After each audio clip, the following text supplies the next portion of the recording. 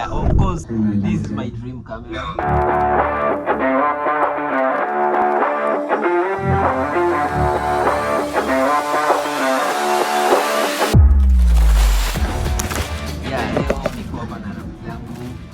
Of course ametoka Dubai, anakuja hapa Tanzania kikazi, ananifundisha baadhi ya vitu kama unavyoona. Mimi na M1 lakini ya kwake ni hela nyingi kidogo. Tupo kwenye duka la nguo hapa. Kama unavyoona kuna begi hapa lina vifaa na nini. Unaliswaya. So this is my monitor screen.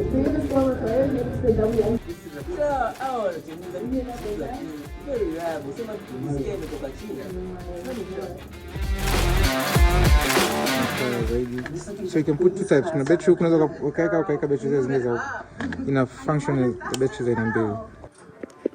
Switch on. Because tayari inside kuna LUTs. Kwa hiyo inaweza kuonyesha how exactly inavyoonekana. No, hii I record internally. Hii inakusaidia ku view.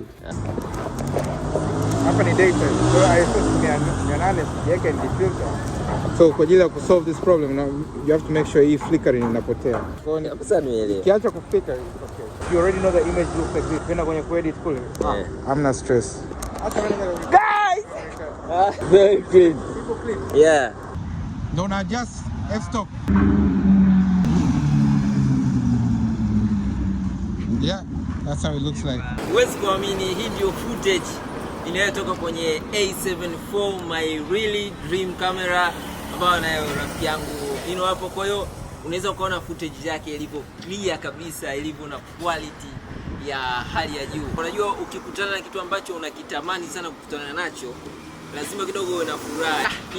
Umetisha sana. Kama mliwahi kuona picha fulani hivi ambayo imeshutiwa uwanja wa Taifa, jamaa ndo kafanya hiyo michongo. Kwa hiyo asante sana, endelea kunifuatilia katika mitandao yangu ya kijamii. Francis Mtei, Ephraim TZ, and this is the vlog.